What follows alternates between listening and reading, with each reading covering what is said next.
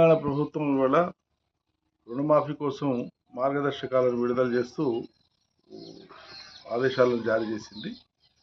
ఇది ఆనాడు రుణమాఫీ కోసం మాట్లాడినప్పుడు ఎన్నికల కంటే ముందు సుమారు 6 మాసాల ముందు నుంచి చాలా తీవ్రంగా మాట్లాడుతూ వచ్చింది రాష్ట్ర కాంగ్రెస్ పార్టీ. కేసీఆర్ రుణమాఫీ చేయలే, మేము చేస్తామని.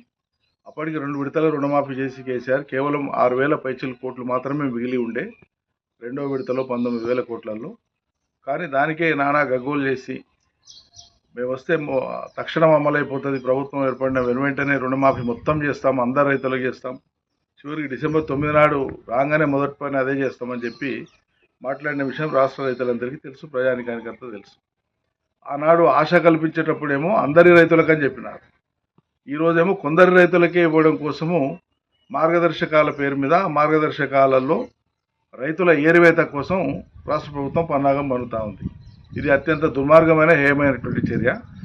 రైతులకు మీరిచ్చిన మాట రుణమాఫీ రైతులు కోరలే, మీరిచ్చిన మాట మీరు నిలబెట్టుకోవడం కోసం వాళ్ళు ఇన్ని మాటలు మారుస్తున్నారు, నాలుక మడతేసి మాట్లాడుతున్నారు. చెప్పింది ఒకటి, అలా చేస్తున్నది ఒకటి. మీరు చెప్పింది ఏంటి? మొత్తం ఇస్తాం, కేసీఆర్ ఇవ్వంగా మిగిలింది ఏముందో అది ఇస్తాము, మళ్ళీ ఇప్పుడు మీరు తీసుకోండి, అర్జెంటుగా తీసుకోండి, అందరికి ఇస్తామన్నారు. అసలు 2 లక్షల రుణాలు తీసుకున్నటువంటి రైతుల సంఖ్య ఎంత, వాళ్ళు ఎవరెవరు మండలాల వారిగా జాబితా విడుదల చేయమని గత 2-3 మాసాల నుంచి మేము డిమాండ్ చేస్తున్నాం, చేయలే. మరి ఈ సింగారం కోసము 7 నెలలు ఎందుకు ఊరించినట్లు? ఇదేదో డిసెంబర్ 9 నాడు అప్పుడే చేసింటే అయిపో కదా. 7 నెలలు రైతాంగాన్ని ఎందుకు ఆశల పల్లకిలో ఊరేగించినారు? వచ్చేస్తుంది మీకు, వచ్చేస్తుంది, అగొచ్చేస్తుంది అని చెప్పి ఊరిస్తుంది. చాలా పెద్ద పెద్ద మాటలు మాట్లాడుతుంది.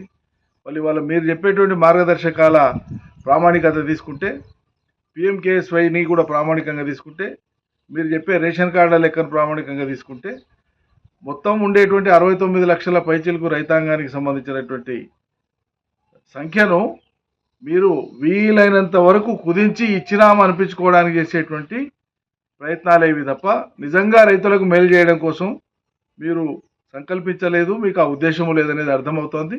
మేము ఈ మాట చెప్తూనే వస్తున్నాం వరుసగా. ప్రజలకు కూడా అర్థం కావాలి, రైతులకు కూడా అర్థం కావాలి. మరి వాళ్ళ రైతులు కూడా అర్థం చేసుకుంటారు రాష్ట్ర ప్రభుత్వం యొక్క నీతిని. సరైనటువంటి సమయంలో రైతులు ఏ రకంగా స్పందించాలో ఆ రకంగా స్పందిస్తారని చెప్పి నేను అనుకుంటున్నాను.